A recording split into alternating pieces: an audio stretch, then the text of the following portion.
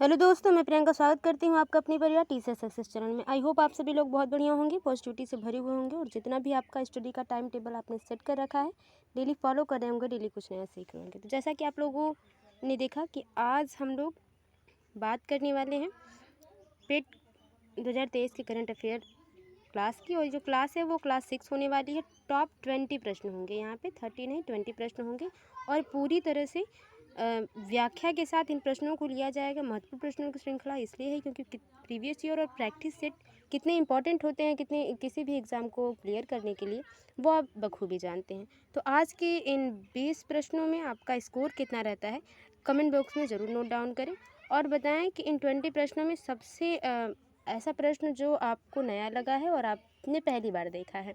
तो चलिए ज़्यादा टाइम वेस्ट नहीं करते हैं। और हाँ, एक बात और कि अगर आप पहली बार हमारे वीडियो से अवगत हो रहे हैं, चैनल पर पहली बार आए हैं, चैनल को सब्सक्राइब करें और बेल आइकन को भी प्रेस कर दें ताकि आने वाली अगली वीडियो आप तक पहले पहुंचे। ज़्यादा टाइम वेस्ट नहीं करते हैं, देखते हैं क्या है प्रश्न और किस प्रकार के प्रश्न हैं। देखिए, भारत के नए मुख्य चुनाव आयुक्त कौन बने हैं? तो ऑप्शन देखते हैं: उमेश सिंह, राजीव कुमार, रामदास जामरे, सुशील चंद्र। पहले के सही आंसर की अगर हम पहले बात कर लें तो ये जो है दूसरा ऑप्शन बिल्कुल सही हो जाएगा, राजीव कुमार। अब बात करते हैं कि मुख्य चुनाव आयुक्त, इन्हें नियुक्त कौन करता है? तो ये नियुक्ति जो मिलती है वो राष्ट्रपति के द्वारा मिलती है। तो आपको पता है कि जब ये वर्तमान मुख्य चुनाव आयुक्त हैं तो इनको राष्ट्रपति इस वर्तमान समय में कौन है? वो द्रौपदी मुर्मू जी हैं। तो उन्होंने इनको क्या किया होगा? अपॉइंटमेंट किया होगा। ठीक है, अब ये कौन से क्रम के हैं? तो ये 25वें क्रम के हैं। ठीक है, 25वें मुख्य चुनाव आयुक्त बने हैं ये। और बात कर ली जाए राजीव कुमार की, ये 1984 में इन्होंने यूपीएससी क्लियर की थी, यानी कि ये आईएएस पद पे थे। ठीक है, तो ये मेन पॉइंट रही। आई होप आपको समझ में आया होगा। आगे देखते हैं कि किस भारतीय क्रिकेटर ने अपनी आत्मकथा बिलीव लॉन्च की है? तो 2022-2023 दोनों से संबंधित प्रश्न है। तो किस भारतीय क्रिकेटर ने अपनी आत्मकथा बिलीव लॉन्च की है? महेंद्र सिंह धोनी, विराट कोहली, सचिन तेंदुलकर, सुरेश रैना। तो ये तो बहुत ही समझ लीजिए कि बहुत ही ज़्यादा फोकस में रही हैं ये चीज़ें। तो ये बिल्कुल ही आपको आंसर पता है कि सुरेश रैना जी हैं, ये बात सही है। बिलीव इनकी आत्मकथा है। लेकिन अगर आप ये कहें कि ये जो बिलीव तो टाइटल दिया गया, लेकिन जो पूरा डिटेल में जो थीम है उसकी वो है कि व्हाट लाइफ एंड क्रिकेट टाट में। ठीक है, टाट में यानी कि मैंने क्रिकेट और ज़िंदगी से कितना क्या सीखा है। ठीक है, वो उसके बारे में बात करते हैं सुरेश रैना जी। और सुरेश ये तो लिखते ही हैं अपनी आत्मकथा, प्लस इनके साथ जो इनकी मदद करते हैं वो भरत सुंदरसन है। उनका नाम भरत सुंदरसन है, यानी कि दो नाम के मिक्सचर। ठीक है, भरत सुंदरसन यानी कि सुरेश रैना और भरत सुंदरसन, ये दोनों लोगों ने मिलके जो है बिलीव लॉन्च किया। और ये लॉन्च करने वाली कंपनी की बात कर ली जाए तो हाउस पेंगुइन इंडिया, यानी कि जिस कंपनी द्वारा हुआ है, जिस प्रशासक के प्रकाशित किया गया है इसको, वो हाउस पेंगुइन इंडिया है। हाउस पेंगुइन नाम है, पेंगुइन इंडिया। ठीक है, इंडिया। तो ये बात रही। चलिए आगे देखते हैं। फिलहाल अंतर्राष्ट्रीय मुद्रा कोष IMF के नए मुख्य अर्थशास्त्री कौन बने हैं?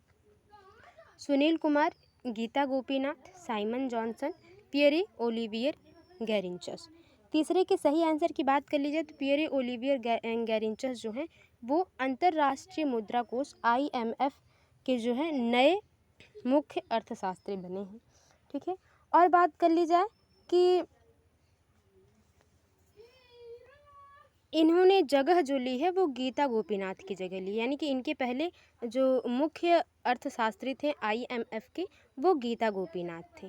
ठीक है, गीता गोपीनाथ। ठीक है, तो इनकी जगह इन्होंने ली है पियरी ओलिवियर गैरिंचस की। ये कहाँ के रहने वाले हैं ये आप बताइए। बात कर लेते हैं IMF आया है तो इसकी फुल फॉर्म मैं बोल देती हूँ, आप लिख लीजिए। इंटरनेशनल मॉनेटरी फंड है। ठीक है, तो इंटरनेशनल मॉनेटरी फंड हो जाता है, आई से इंटरनेशनल, एम से मॉनेटरी, एफ से फंड हो जाता है। बात कर ली जाए कि मुख्यालय कहाँ है, वाशिंगटन डीसी है। वाशिंगटन डीसी जो है वो किस देश की राजधानी है, ये आप बताइए। ठीक है, और पता ही होगा आपको क्योंकि बहुत ही चर्चित ये जो है राजधानी है। स्थापना कब होती है आईएमएफ की? ये स्थापना होती है 1945 में और इसमें 190 देश शामिल हैं। कितने देश शामिल हैं? 190 देश शामिल हैं। और जो आखिरी यानी कि 190वां जो है देश है उसका नाम है अंडोरा। ठीक है, ये यूरोप तो पूरा देश हो गया। ठीक है, यूरोप आपका तो जो है कि जैसे एशिया हमारा कंटिनेंट है तो वो कंटिनेंट हो गया। ठीक है, यूरोप, और उसमें जो देश है वो अंडोरा है, अंडोरा। तो अंडोरा की जो एक राजधानी है अंडोरा ला वेला, यानी कि इसकी राजधानी अंडोरा की राजधानी जो है अंडोरा ला वेला। तो ये यूरोप की सबसे ऊंची राजधानी है, यूरोप की। जैसे हमारे यहाँ भारत का सबसे ऊंचा ज़िला जो है वो लद्दाख का है, तो इसी तरह से ये भी है अंडोरा ला वेला, ये अंडोरा की राजधानी खुद है। ठीक है, अब बात कर लेते हैं कि वर्तमान जो है इसके IMF के वर्तमान अध्यक्ष कौन है, उनकी बात कर ली जाए तो वो हैं आपकी क्रिस्टीना जॉर्जिवा। ये बहुत ही चर्चित नाम अभी रहा है क्योंकि ये अब 2023 में बहुत ज़्यादा ये प्रश्न पूछा गया है। तो ये याद रखें कि IMF के वर्तमान समय में यानी 2023 में के अध्यक्ष कौन हैं, तो आप क्रिस्टीना जॉर्जिवा हैं, ये आप याद रखिएगा। ठीक है, और ये जो है IMF ये कितना कर्ज लोग उधार लेते हैं अधिकतर, जैसे अलग अलग देशों से उधार लेने का काम, अपनी जो है ज़रूरतों को पूरा करने का काम, ये काम जो है IMF के द्वारा होता है। तो सबसे ज़्यादा जो कर्ज लिया है वो अर्जेंटीना ने लिया है। ठीक है, तो अर्जेंटीना का जो है सबसे पहला नंबर है कि ये बहुत ज़्यादा अर्जेंटीना ने उधार लिया है IMF से। तो ये बात रही। फिलहाल तीसरे का जो है चौथा ऑप्शन बिल्कुल सही हो जाएगा। आगे देखते हैं, प्रतिवर्ष विश्व ब्रेल दिवस कब मनाया जाता है? 2 जनवरी, 3 जनवरी, 4 जनवरी और 5 जनवरी को। तो बात कर लें ब्रेल दिवस, तो जो नाम अपने आप में ही जो है अपने आप में बहुत ही बड़ा है, विश्व ब्रेल दिवस है। तो यानी कि लुई ब्रेल जो है, लुई ब्रेल, ठीक है, जो लुई ब्रेल हैं, ये इनकी जयंती पे विश्व ब्रेल दिवस मनाया जाता है। और इन्होंने ही ब्रेल लिपि की, ठीक है, ब्रेल लिपि को खोजा था। ठीक है, और कब खोजा था, यानी कि उनके जन्म की बात कर ली जाए, जो लुई ब्रेल थे, इनके जन्म की बात कर ली जाए तो 4 जनवरी, ठीक है, 4 जनवरी 1809 में फ्रांस में इनका जो है क्या होता है, जन्म होता है। किनका? लुई ब्रेल का। तो उसी यानी कि 4 जनवरी को ही उनके जयंती के दिन ही जो है कि विश्व ब्रेल दिवस मनाया जाता है। तो तीसरा ऑप्शन बिल्कुल सही हो जाता है चौथे का। आगे देखते हैं, 5 जनवरी की बात कर ली जाए तो ये जो है आपका 14 वर्ष पूरे हो जाते हैं इसमें तमिलनाडु के। तो चलिए ये तो बात रही। फिलहाल आगे देखते हैं क्या है। जनवरी 2022 को देश के 73वें शतरंज ग्रैंड मास्टर कौन बने? ठीक है, भरत सुब्रमण्यम, विश्वनाथ आनंद, विजयलक्ष्मी, अशोक सिंघल। तो 5वें का जो सही आंसर है वो पहला है, भरत सुब्रमण्यम। ठीक है, यो इनकी एज जो है वो 14 वर्ष एज है इनकी। ठीक है, 14 वर्ष है और ये कहाँ से? तमिलनाडु से जो है बिलोंग करते हैं। ठीक है, तमिलनाडु के रहने वाले हैं। आगे देखिए, हाल ही में शीर्ष 10 वैश्विक सूची में शामिल होने वाला भारत का एकमात्र हवाई अड्डा कौन बना है? चेन्नई हवाई अड्डा, मुंबई हवाई अड्डा, कोलकाता हवाई अड्डा, इनमें से कोई नहीं। 6वें के सबसे पहले सही आंसर की बात कर लीजिए तो पहला ऑप्शन बिल्कुल सही है, चेन्नई हवाई अड्डा। चेन्नई हवाई अड्डा कहाँ पे होगा? चेन्नई में होगा। ठीक है, और भारत में सबसे व्यस्त जो है, सबसे व्यस्त 8वें स्थान पे इसका नाम आता है कि भारत में 8वें स्थान पे सबसे व्यस्त जो है ये चेन्नई हवाई अड्डा है। और बात कर ली जाए कि भारत में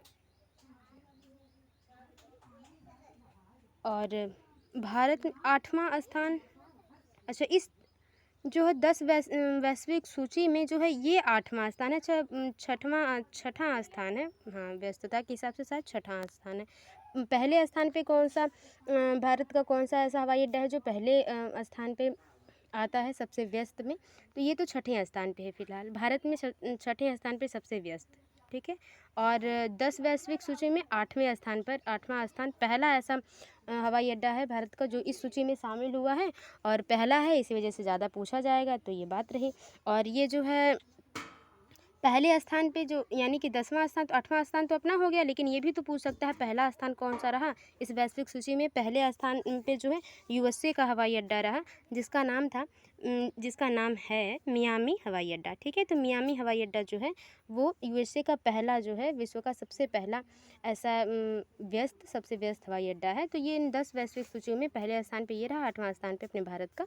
तो ये बात रही, यानी कि छठा का जो है पहला आंसर बिल्कुल सही हो जाएगा। हाल ही में जारी अंतर्राष्ट्रीय बौद्धिक संपदा सूचकांक 2022 में भारत का क्या स्थान रहा? 41, 42, 43 या 48वां? तो 7वें के सही आंसर की बात कर ली जाए तो तीसरा ऑप्शन बिल्कुल सही हो जाता है, 43वां, ठीक है।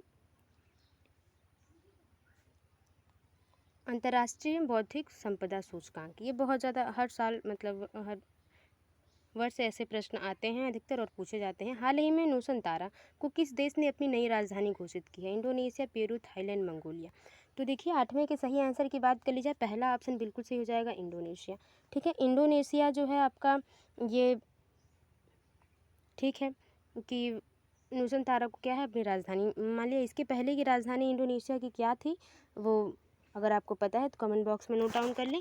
फिलहाल हाल ही में जारी अंतर्राष्ट्रीय बौद्धिक संपदा सूचकांक की एक जो है इम्पॉर्टेंट टॉपिक है, तो इसको इग्नोर नहीं करते, थोड़ा इसके बारे में जान लेते हैं क्या है। तो ये रिपोर्ट जो है यूएस चैम्बर ऑफ कॉमर्स द्वारा जारी होती है, यूएस चैम्बर ऑफ कॉमर्स द्वारा, ठीक है, ऑफ कॉमर्स द्वारा। मैं बोलती रही हूँ, आप लिख लीजिए। जारी जो है वो विश्व बौद्धिक संपदा संगठन यानी कि WIPO के द्वारा होती है। किसके? WIPO। फुल फॉर्म की बात कर ली जाए तो वर्ल्ड इंटेलेक्चुअल प्रॉपर्टी ऑर्गेनाइजेशन, ठीक है, वर्ल्ड इंटेलेक्चुअल प्रॉपर्टी ऑर्गेनाइजेशन ये पूरा नाम हो जाता है। और कब इसका गठन हुआ था? तो इसके गठन जो है 1967 में होता है, और हेड क्वार्टर जिनेवा स्विट्जरलैंड में है। तो जिनेवा के साथ स्विट्जरलैंड तो वैसे भी आपको याद है। अध्यक्ष इस बार डैरेन टांग है, डैरेन टांग है, ठीक है, ये नाम है अध्यक्ष का। और आगे देखते हैं फिलहाल, on board my years in BCCI। तो BCCI एक इम्पॉर्टेंट संस्था है। नामक पुस्तक के लेखक कौन है? यानी कि माई ईयर्स इन BCCI में जो मैंने साल अपने व्यतीत किए वो उसके बारे में लेखक ने लिखा है। तो किनकी है ये पुस्तक?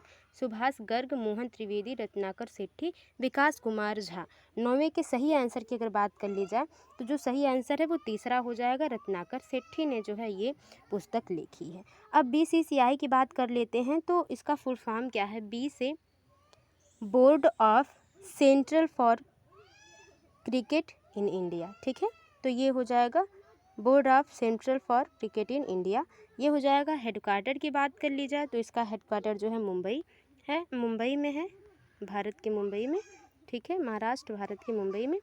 और बात कर ली जाए कि जो है ये कैसी संस्था है, तो ये सार्वजनिक संस्था है, ठीक है, सार्वजनिक संस्था है। पूछता है कि BCCI कैसी संस्था है, तो सार्वजनिक संस्था है। और गठन 1928 में होता है, 1928 में होता है। तो अभी हम लोगों ने देखा कि जो है विश्व बौद्धिक संपदा संगठन था जो, उसका गठन 1967 में हुआ था, और BCCI का गठन जो है 1928 में हुआ था। और इसके जो प्रयोजक हैं, ठीक है, वो बायजू हैं। बायजू से जैसे सभी जैसे आप क्रिकेट में देखते होंगे तो एक बायजू करके लिखा जाता है पूरा, जैसे वो प्रचार प्रसार के लिए, और उनकी तरफ से जो है जो दिया जाता है वो। तो ये बात रही 9वें का जो है आंसर बता ही दिया गया, तीसरा वाला सही हो जाएगा। अगला देखते हैं, 24 वर्षीय निखत जरीन ने बॉक्सिंग में 5-0 से किसको हराकर गोल्ड मेडल जीता है? जिटपोंग जुटामस, कैथरीन रसेल, मैरी कॉम, इनमें से कोई नहीं। तो 10वें के सही आंसर की बात कर लीजिए, पहला जिटपोंग जुटामस को हराकर जो है इन्होंने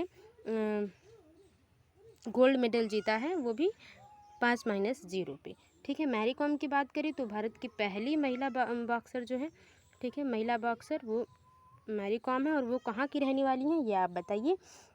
फिलहाल देखते हैं अगला क्वेश्चन।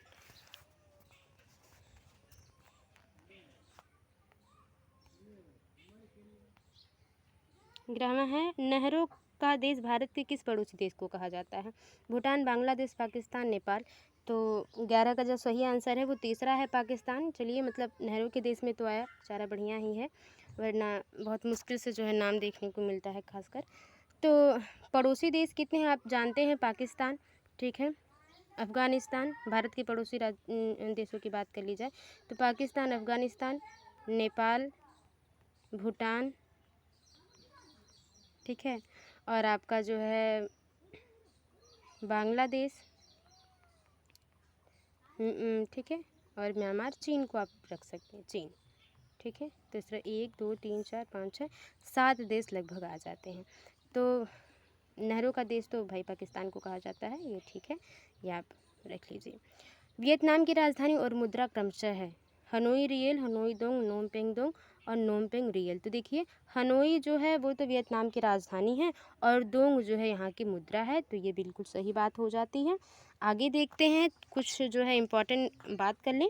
तो जैसे कि उत्तर कोरिया की राजधानी जोंगपोंग है, और इसकी जो मुद्रा है वो वान है, ठीक है। किसकी बात हुई? उत्तर कोरिया की राजधानी प्योंगपोंग है, और जो मुद्रा हो जाती है वो वान हो जाती है। कतर का जो है राजधानी दोहा है, और रियाल जो है इसकी, रियाल, कतर का जो रियाल जो है ये इसकी मुद्रा हो जाती है, ठीक है। भारत के अपना रुपया है, आप जानते हैं। कंबोडिया की नोम पेंग है, और इसकी रियल, रियल, रियल ये वाली, और कहीं कहीं ए भी मिल जाता है ए की जगह पे। तो ये नोम पेंग और रियल जो है वो कहाँ की है? कंबोडिया की है, कंबोडिया, वियतनाम वाली, ठीक है। और चीन की बात कर लें तो बीजिंग की राजधानी है, एनएमबी जो है उसकी मुद्रा है, ये बात हो जाती है। आगे चलते हैं, देखते हैं प्रत्येक 2 वर्ष बाद राज्यसभा के कितने सदस्य सेवानिवृत्त हो जाते हैं? तो 13 के सही आंसर की बात कर ली जाए तो दूसरा ऑप्शन बिल्कुल सही हो जाएगा। 1/3 भाग के लोग जो ऐसे सदस्य होते हैं जो सेवानिवृत्त हो जाते हैं। निम्नलिखित में से कौन राष्ट्रीय और अंतर्राष्ट्रीय सही दिवस सुमेलित नहीं है? मतलब जो सही नहीं है दिवस सुमेलित, उसको हमको पता लगाना है। तो प्रवासी भारतीय दिवस तो 9 जनवरी को होता है, ये बात तो सही है, तो ये आंसर आपका हुआ नहीं।